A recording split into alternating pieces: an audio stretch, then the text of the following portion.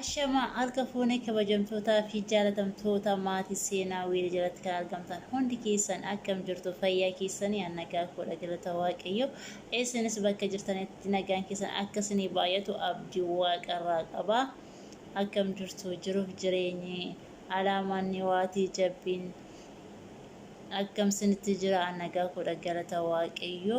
kan nagaan olaatiif waaqayyoof galanna haa ta'u hunda keenyaaf iyyuu taansuuni sarara gammadeen dhufe gammachuun koos immoo obboloota koo biyya Saawud Arabiyaatti argaman murtii argatanii gara biyya isaaniitti akka deebi'aniif falannoo argamsiisuuf keessan warri sagalee taatanii miidiyaa guddaadhaan yuutuubira guddaadhaan taatanii dubbattanii amma dandeettii keessaniis warri hin dandeenyes immoo akka kadhaa keessanitti keessi keessan miidhamee kadhannaa keessaniini waaqayyo murtii kana nu argamsiise gara biyya isaaniitti deebi'uunsaanii anaaf gammachuu tokkodha dhugaa rabbi baay'ee tokko imaan na dhukkubsaa ture waa'een isaanii maaliif nutti gaafa taa'anii ilaala waan hundumtuu namatti hin fakkaatu garuu gaafa namarra ga'eedha kan namni tokko namaaf beeku jechuudha. Nuti daqiiqaa amma 10-15 fi ho'a keessa turre amma ol galootti qorra keessatti amma akka sardamnuu fi beela wajjin ho'i kun isma qulqullinan hin qabanii bakki ciisa isaanii mijataa miti namni tokko kaartoonii amma yoomitti akkas ofitti afarsaa amma akka jiraatu garuu immoo waaqayyo ayyaanni hiyyeessa naman gatu gabii isaaniitti akka deebi'an murtiin kenname baay'ee na gammachiiseera galanni waaqayyoof haa ta'u dhugaa waaqayyo gammadeera sirriimatti hin gammadeera lammaffammoon nama gaddisummaani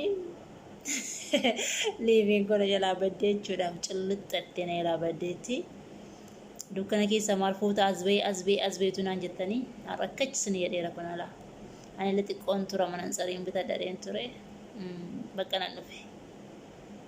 malee akkasidha warrumti jirru immoo haala kana walaa jajjabeessinu bilis obboloota koo wal malee waan qabnu utuu wal qabnu horma bakkeedha waan hin barbaachisu waan ta'eef warra saatiin sana jala irratee fi liivii gaafa banaa fi kaafii saatiin isaanii akka xumuramii murtiin isaanii firiin isaanii argamsiisanii dadhabbiin isaanii siiqii meeqaan beektugaa akkaataatti liivii waraabanii akkaataatti viidiyoo hojjetanii maaliif mana dhuunfaa keenya sun ta'e mana namaa jira waan ta'eef yeroo hundumaa seenuun nama mijatu gaafa seentu sagalee yoo dhagaan irraa si waamu wanti hundumtu haalli hundumtu namaaf hin mijatu sagalee ol kaastee haasa'uuf illee qiqqiseedha. Kanaafiyyuu warri saatiin isaanii jala hanqateef saatii isaaniitti guutaa fi firii isaanii gammachuu isaanii cinqii isaanii obbaafatanii galata isaa akka jedhan abdiin qabaa. Nutis warri calqabaa tokkodhanii lama jedhu waan ta'eef wal guddisna wal malee nama antinaa hin qabnu waan ta'eef nama bira kan waammannu hin qabnu. Mukillee baala qaba wal malee maal qabna waan ta'eef nutis waliif qoricha taanii wal jajjabeessinee yoo danda'ame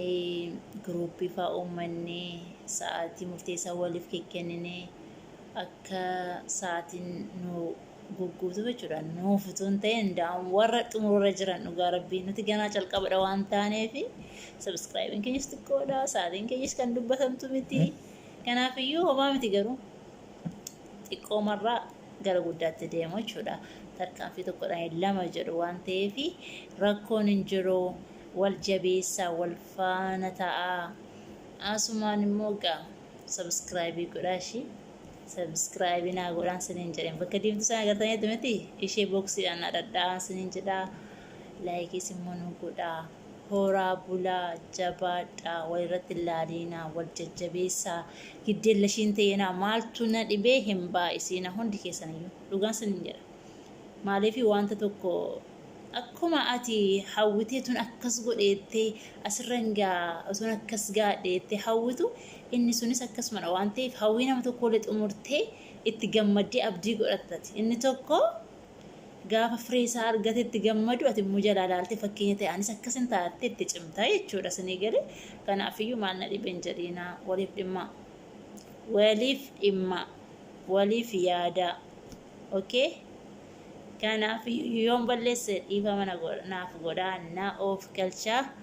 Oromoon nama of galchuu beeka. Kanaafiyyuu nagaa waaqayyoon naa bulaa. Bultiin bultii gaariin abjuun abjuu gaarii isiniif haa ta'u.